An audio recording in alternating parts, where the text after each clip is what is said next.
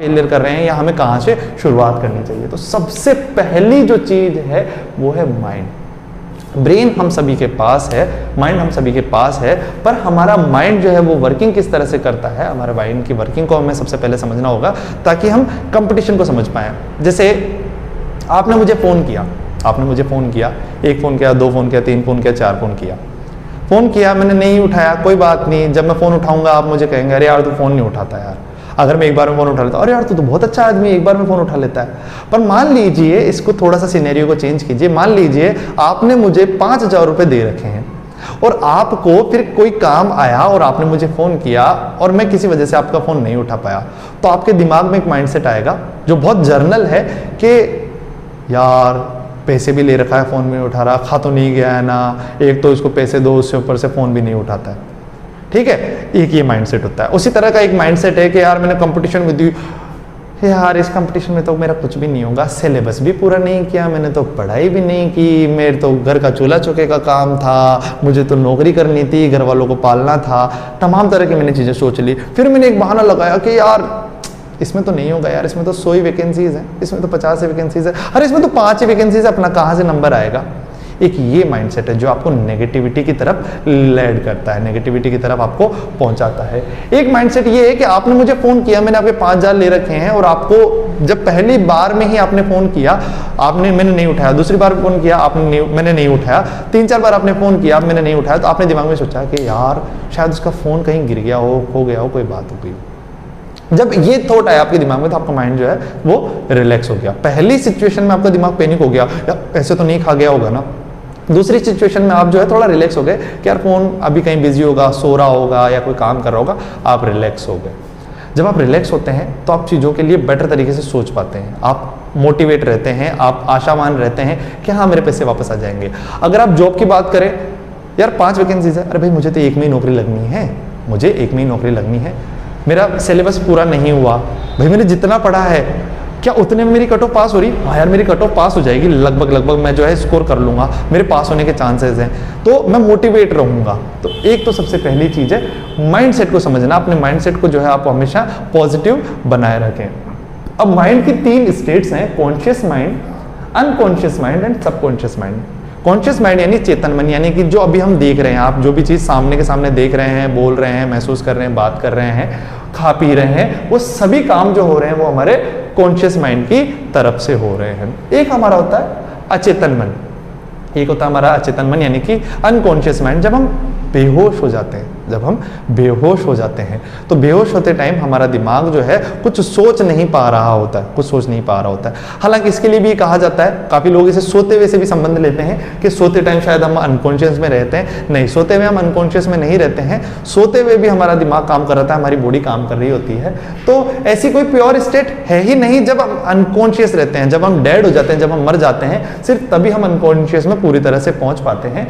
तो इन दोनों के बीच की एक स्टेट है सबकॉन्शियस माइंड। जैसे आप सो रहे हो, कोई मक्खी आपके गाल पे आके बैठ गई है, आप नींद में ही आप उसे मार देते हो, नींद में ही आप उसे मार देते हो या हटा देते हो अपने आप से। ठीक है, आप सांस लेते हो, आप हमेशा सांस ले रहे हो, ये सारे काम जो है अनकॉन्शियस माइंड के हैं। पर अनकॉन्शियस माइंड जो है वो हमारा, या सॉरी सबकॉन्शियस माइंड जो है हमारा, ये बहुत पावरफुल माइंड है, बहुत ज़्यादा पावरफुल माइंड है। हमारी आधी से ज़्यादा फंक्शनिंग जो है वो इसी पे डिपेंड करती है। और अगर हम कंपटीशन एग्जाम की तैयारी कर रहे हैं तो हमारे लिए सबसे इंपॉर्टेंट है सबकॉन्शियस माइंड को समझना। जैसे आपने कोई इन्फॉर्मेशन को पढ़ा, काफ़ी सारे लोगों के लिए कहा जाता है, या काफ़ी सारे लोग जो है, एजुकेटर्स जो है, टीचर्स जो है, मोटिवेटर्स जो हैं, या काफ़ी सारी किताबें जो हैं ये कहती हैं कि आप टेबल कुर्सी पर बैठकर पढ़ें, आप टेबल कुर्सी पर बैठ कर पढ़ें। क्या अप्रोच है इसके पीछे? हमारे रिफ्लेक्सेस, हमारा सबकॉन्शियस माइंड जो है वो उसी एनवायरनमेंट में बैठकर पढ़ने का आदी है। अगर आप रोज टेबल कुर्सी पर बैठकर पढ़ते हैं तो जब आप कॉम्पिटिटिव एग्जाम देंगे, जब आप एग्जाम देंगे वहां पर भी आपको टेबल कुर्सी मिलेगी। और जब आप टेबल कुर्सी में बैठे होंगे उस टाइम पे आपके सामने अगर कोई क्वेश्चन आएगा तो आप जल्दी से रिटेन कर पाएंगे उस पोजीशन में जो है। आपके रिफ्लेक्सेस जो हैं, क्योंकि उनकी कंफर्टेबिलिटी है उसमें और उन्हें उसकी आदत थी, तो सबकॉन्शियस माइंड जो है जल्दी से उस इंफॉर्मेशन को रिटेन कर पाएगा। उसी तरह से अगर कोई चीज़ है जैसे मैंने आज सुबह मैंने कुछ खाया तो मेरा पेट जो है वो भरा हुआ है, इसका सिग्नल मुझे कौन दे रहा है? इसका सिग्नल भी जो है मुझे सबकॉन्शियस माइंड दे रहा है। तो हमें सबकॉन्शियस माइंड पे फोकस करना है, हमें इसे ट्रेन करना है। काफ़ी सारे लोग कहते हैं कि यार रात को पढ़ें या सुबह पढ़ें, सुबह जल्दी उठ के पढ़ें। कुछ लोग कहते हैं सुबह जल्दी उठ के पढ़ें, एनवायरनमेंट फ्रेश होता है, आपका दिमाग जो है बिल्कुल रीस्टार्ट होता है, रीबूट होता है, तो आप उस टाइम पे पढ़ें। कुछ लोग कहते हैं कि यार नहीं, शाम को पढ़ना चाहिए, रात को शांत एनवायरनमेंट होता है, लंबे टाइम तक आप पढ़ सकते हो, इन्फॉर्मेशन आपका दिमाग फुल वर्क कर चुका होता है, आपके दिमाग को प्रैक्टिस हो चुकी होती है इन्फॉर्मेशन याद करने की पूरे दिन भर में, तो आप इन्फॉर्मेशन को याद रख पाओगे। पर कुछ लोग इसे साइंटिफिकली लॉजिक देते हुए ये भी कहते हैं कि क्योंकि आपका कंपटीशन जो है वो दोपहर के समय होता है, कंपटीशन जो है वो आपका सुबह 7 बजे से शाम 7 बजे से पहले या 6 बजे से पहले ही होता है, कॉम्पिटिटिव एग्जाम्स जो होते हैं, तो आप इस टाइम में पढ़ें, क्योंकि इस टाइम में आप पढ़ेंगे तो आपका सबकॉन्शियस माइंड जो है वो उसी हिसाब से ट्रेन होगा। अगर आप दोपहर में सोते हैं और दोपहर में आप हर रोज सो रहे हैं, आप रोज पढ़ाई कर रहे हैं सुबह के टाइम या रात के टाइम, और दिन में आप सो रहे हैं, और मान लीजिए कि आप 12 बजे रोज सोते हैं और किसी दिन 12 बजे ही आपका पेपर है, तो आज के दिन भी आपको नींद आएगी। तो इसलिए सबकॉन्शियस माइंड को ट्रेन करना बहुत ज़्यादा जरूरी है। उसके बाद माइंड को जब हमने ट्रेन कर लिया, माइंड की ट्रेनिंग के बारे में हम इन सारे फैक्टर्स को भी हमने बात करेंगे। हमने काफ़ी सारे जानवरों के नाम लिखे हैं, इनके बारे में भी हम बात करेंगे। उसके बाद हम बात करते हैं कंटेंट की, कि किसी भी एग्जाम के लिए या किसी भी कॉम्पिटिटिव एग्जाम के लिए, किसी भी प्रतियोगिता के लिए हमारे पास चाहिए होता है कंटेंट। हमें उस एग्जाम को क्रैक करना है, और वो एग्जाम क्रैक होता है किसी इंफॉर्मेशन के बदौलत। हमसे एक्सपेक्ट किया जाता है कि हम किसी पर्टिकुलर एग्जाम के लिए कोई न्यूनतम आहारताएं, मिनिमम रिक्वायरमेंट्स जो हैं वो पूरी करते होंगे, और उन रिक्वायरमेंट्स के बाद हमें एक पर्टिकुलर सेट ऑफ इंफॉर्मेशन जो है वो पता होगी, तभी हम उन इंफॉर्मेशन के बारे में जवाब दे पाएंगे। तो कंटेंट जो है वो हमारा एक बहुत मेजर रोल प्ले करता है, और कंटेंट जो है वो हमेशा ऑथेंटिक होना चाहिए। कंटेंट जो है वो हमेशा हमारे जो कॉम्पिटिटिव एग्जाम है उससे रिलेटेड होना चाहिए, और कंटेंट को हमें शुरू से हमेशा बेस से शुरू करना चाहिए। अब बेस की बात, कंपटीशन एग्जाम जो पहली बार शुरू कर रहे हैं उन लोगों के लिए एक बहुत इंपॉर्टेंट बात करना चाहूंगा कि कोई भी, चाहे पहली बार कर रहे हो, चाहे बाद में कर रहे हो, या आप कई बार कर चुके हो और फेल हो रहे हो, सबसे पहले आप बेस को तैयार करें। आप देखिए 40 बाई 40 का कोई प्लॉट है, 40 बाई 40 का कोई प्लॉट है, आपको कोई भूखंड, उस भूखंड पे कोई चीज़ तैयार करनी है, आपको कोई मकान बनाना है, शॉपिंग मॉल बनाना है, तो आप सबसे पहले उसकी फाउंडेशन रखोगे। और ज़्यादातर कभी आप किसी से मालूम करो तो हम फाउंडेशन को मजबूत रखना चाहते हैं, हम नींव को मजबूत रखना चाहते हैं, ताकि वो धसे नहीं अंदर, या हमारी स्ट्रक्चर जो है गड़बड़ाए नहीं। जब आप एक नींव बना लेते हैं, जब आप एक बहुत स्ट्रॉन्ग मजबूत नींव बना लेते हैं, बेस बना लेते हैं, उसके बाद आप उस जगह पर कुछ भी बना सकते हैं। आप मकान बना सकते हैं, आप दुकान बना सकते हैं, आप मल्टी स्टोरी बिल्डिंग बना सकते हैं, आप शॉपिंग कॉम्प्लेक्स बना सकते हैं, कुछ भी, जो भी कुछ आपको बनाना है आप उसमें बना सकते हैं। अब कंपटीशन के हिसाब से देखें कि आपने एक बार बेस स्ट्रॉन्ग कर लिया, तो मान लीजिए आप आज पटवारी के बारे में पढ़ रहे हैं, पटवारी का कोई एग्जाम जो है वो आप क्रैक करना चाहते हैं। पटवारी का सिलेबस आता है, मैथमेटिक्स आ रही है, उसके अंदर रीजनिंग आ रही है, उसके अंदर कंप्यूटर आ रहा है, इंग्लिश आ रही है, हिंदी आ रही है, राजस्थान की जीके आ रही है। आप यूपीएससी की पढ़ाई कर रहे हैं तो एक बहुत वास्ट सिलेबस है। आप एलडीसी की, किसी पर्टिकुलर लेवल की, हाईकोर्ट एलडीसी की अगर बात करें, आरपीएससी एलडीसी की बात करें, वहाँ राजस्थान की जीके आ रही है, टाइपिंग आ रही है, कंप्यूटर के बारे में आ रहा है। तो ऐसे अलग अलग लेवल की अलग अलग रिक्वायरमेंट्स हैं, पर इन सभी का एक फॉर्मल बेस होता है। आप बेस बना लीजिए। किसी बिल्डिंग को आपने खड़ा कर दिया, जब आप उस बिल्डिंग को तोड़ रहे हैं, तोड़ने के बाद आप उस पर दोबारा से एक नई स्ट्रक्चर खड़ी कर सकते हैं। आपको नींव जो है वो दोबारा डालने की जरूरत नहीं पड़ेगी। तो बेस जो है वो आपका मजबूत होना चाहिए। बेस के लिए आप हमेशा ऑथेंटिक किताबें या ऑथेंटिक रिसोर्सेज को देखें। यूट्यूब पे काफ़ी सारे चैनल हैं जिनके पास ऑथेंटिक इन्फॉर्मेशन नहीं है, बस इधर उधर की सुनी सुनाई बातें हैं, र्यूमर्स हैं, वो फैलाते हैं। आप उन पे ना जाएं, ऑथेंटिक यूट्यूब चैनल सर्च करें, ऑथेंटिक वेबसाइट सर्च करें।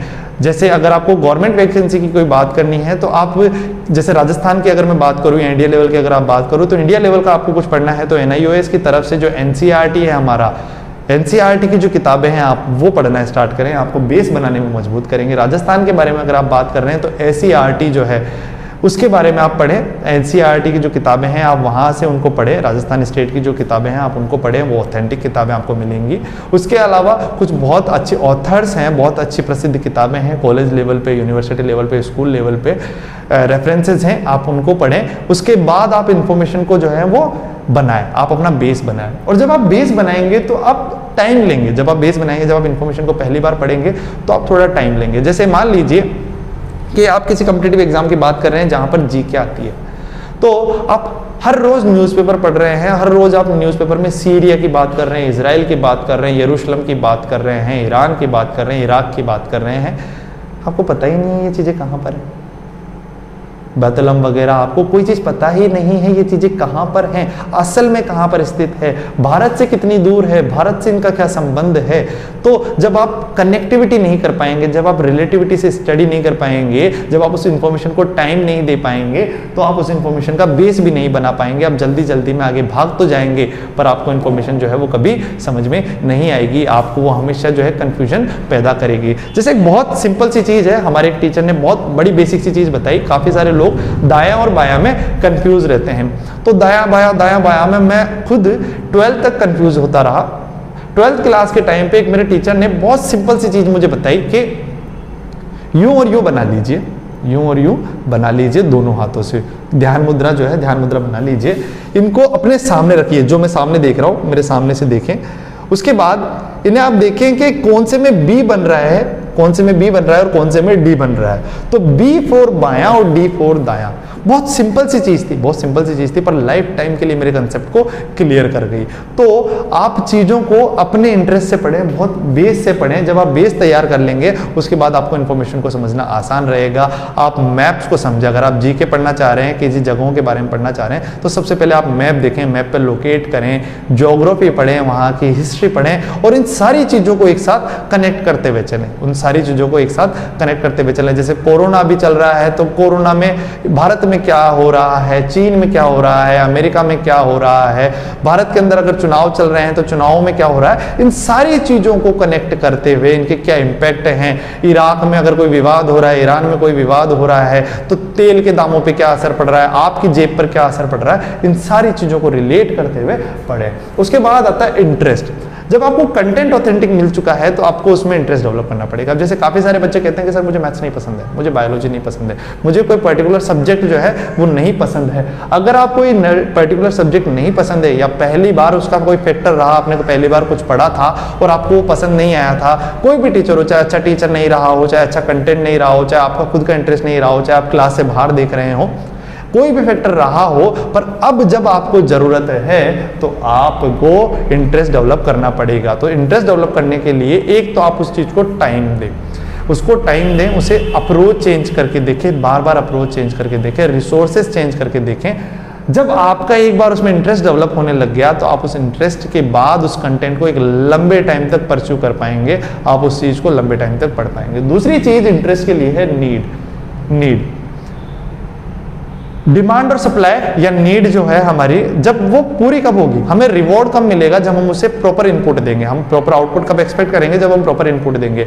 और प्रॉपर इनपुट के लिए हमारे किसी कंपटीशन एग्जाम के लिए हमारी उसके लिए नीड है, हम क्या उसकी नीड को पूरी कर पा रहे हैं। हमें नीड है कि हमें 10 किताबें पढ़नी है, पर अगर हम 2 ही किताबें पढ़ रहे हैं तो हम 2 किताबों से पूरा एग्जाम जो है वो पास नहीं कर सकते। हमें पूरी की पूरी 10 किताबें पढ़नी होंगी जो उस कंपटीशन एग्जाम में जरूरी हैं। तो अगर जरूरत है, जब हमारे दिमाग को लगता है कि जरूरी है, उसके बाद हम जो है इस इंफॉर्मेशन को रिटेन कर पाते हैं, हम याद कर पाते हैं। जैसे अभी भी आपने चीज़ों को देखा होगा कि आपको बहुत स्पेशल मोमेंट्स याद होंगे। कोई एक टीचर स्कूल टाइम पे, किसी टीचर ने आपको बहुत तारीफ की होगी किसी कंसेप्ट के बारे में, या कुछ आपने प्रोजेक्ट बनाया होगा या आपने कुछ अच्छा काम किया होगा तो उसके बारे में आपको तारीफ की होगी। और जब आपकी तारीफ की होगी तो आप बहुत खुश हुए होंगे अंदर से, और वो खुशी जो है, उस खुशी ने उस मेमोरी को आपके दिमाग में रिटेन कर दिया। या फिर मान लीजिए कि आपके परिवार में किसी की डेथ हुई है, या कि आपका खुद का कोई एक्सीडेंट हुआ है, या आपके साथ कोई छोटी घटना हुई है, अच्छी या बुरी, तो आपका उस घटना पे इम्पैक्ट पड़ा और उस इम्पैक्ट की वजह से वो आपको लाइफ टाइम के लिए चीज याद रह गई। तो जब घटनाएं एसोसिएट होती है, जब हमारी इंफॉर्मेशन जो है वो एसोसिएट होती है किसी चीज से, जब हमारी इंफॉर्मेशन, हमारे कंटेंट को हम इंटरेस्ट से या हमारी नीड से या किसी फीलिंग से जब एसोसिएट कर देते हैं, तब वो हमारे दिमाग में प्रॉपरली स्टोर होता है। आज हम मोबाइल चला रहे हैं, आप यूट्यूब चलाते होंगे, यूट्यूब देखते होंगे, इंस्टाग्राम चलाते होंगे, सोशल मीडिया चलाते होंगे, हमारे पास इंफॉर्मेशन ओवरलोड हो गया, हमारे पास बहुत सारी इंफॉर्मेशन आ चुकी है। हम व्हाट्सएप का ज्ञान ले रहे हैं, हम यूट्यूब पे काफ़ी सारे वीडियो देख पा रहे हैं, पर हम इंफॉर्मेशन को रिटेन नहीं कर पाते हैं। इंफॉर्मेशन रिटेन हम क्यों नहीं कर पाते हैं? क्योंकि हम उसमें अपना जो है इंटरेस्ट डेवलप ही नहीं कर पाए, हम उस इंफॉर्मेशन को एसोसिएट ही नहीं कर पाए।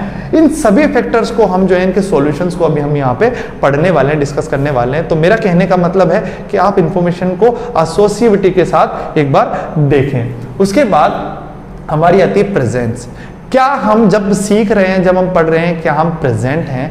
हम फिजिकली कई बार प्रेजेंट होते हैं, हम फिजिकली कई बार आप प्रेजेंट होते हैं। जैसे पहले हम क्लासरूम में जा रहे थे, कोरोना से पहले हम क्लासरूम में जा रहे थे, आजकल हम क्लासरूम में नहीं जा रहे हैं, क्लासरूम हमारे पास आ रहा है मोबाइल के ऊपर। तो हम फिजिकली प्रेजेंट तो हैं, हम फिजिकली प्रेजेंट तो हैं, हम वॉशरूम में भी यूज़ कर रहे हैं मोबाइल, हम टेबल चेयर पे भी यूज़ कर रहे हैं, हम लेटे हुए भी यूज़ कर रहे हैं, हम ट्रैवल करते भी पढ़ रहे हैं। तो हम फिजिकली तो आजकल प्रेजेंट हो पा रहे हैं उस मोबाइल के सामने, उस एजुकेशनल कंटेंट के सामने, फिजिकली तो प्रेजेंट हो पा रहे हैं, पर क्या हम मेंटली वहाँ पर प्रेजेंट हैं? हमारे दिमाग में इंफॉर्मेशन चल रही है, यार वो तो सुंदर लग रही थी यार, आज तो उसको देखने का बहुत मन कर रहा है, बार बार दिमाग में उसकी सुंदरता याद आ रही है। कैसे पढ़ पाएंगे? कैसे इंफॉर्मेशन जा पाएगी जब आपका ध्यान कहीं और है? बार बार आपको कोई कंपटीशन का स्टूडेंट जो है अपने परिवार से, पिताजी खेती करते हैं, पिताजी दूध का व्यवसाय करते हैं, गांव में मेहनत करते हैं, कारीगर हैं, और वो पैसा देकर आपको पढ़ा रहे हैं शहर में, और यहाँ पर आपके टीचर आपको अच्छा नहीं पढ़ा पा रहे हैं, और आपके दिमाग में बार बार आ रही है कि घर वालों का पैसा लग रहा है, यार घर वाले पैसा लगा रहे हैं, मेरा कंपटीशन एग्जाम क्लियर नहीं हो रहा, मुझे नौकरी मिल नहीं रही है, तो मैं क्या करूँ? बार बार अगर आप परेशान रहेंगे, अगर आप बार बार आप ओवर एंथुसियास्टिक रहेंगे, तो हम क्या करेंगे?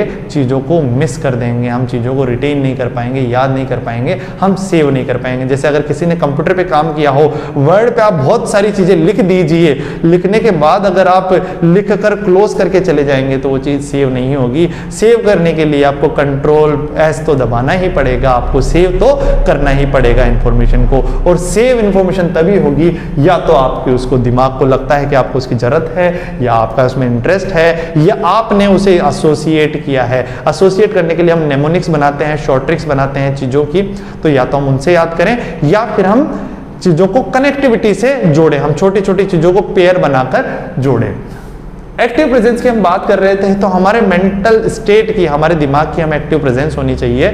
जब हम एक्टिव प्रेजेंस हो पाएगी, ये चार चीजें जब हम फुलफिल कर पाएंगे, उसके बाद हम इंफॉर्मेशन को समझ पाएंगे, उसके बाद हम इंफॉर्मेशन को याद रख पाएंगे, उसके बाद हम इंफॉर्मेशन को रिप्रोड्यूस कर पाएंगे। तो पहले हम एक्वायर कर रहे हैं, जब हम एक्वायर कर रहे हैं तो हम स्पंज बने, हम कटोरी नहीं बने, हम गिलास नहीं बने, हम स्पंज बने। हम स्पंज की तरह जो पानी है, जो कंटेंट है, हमारा इंफॉर्मेशन है, उसे पूरी तरह से सोख लें, उसे हम स्टोर करके रखें, स्टोर करने के बाद जब हमें उसे वापस से जरूरत हो तो हम उस स्पंज को पूरी तरह से निचोड़ सकें, पूरी ताकत से निचोड़ सकें, यानी कि कंपटीशन एग्जाम में जो है हम उस रिजल्ट को, हम उन इंफॉर्मेशन को वापस से रिप्रोड्यूस कर सकें।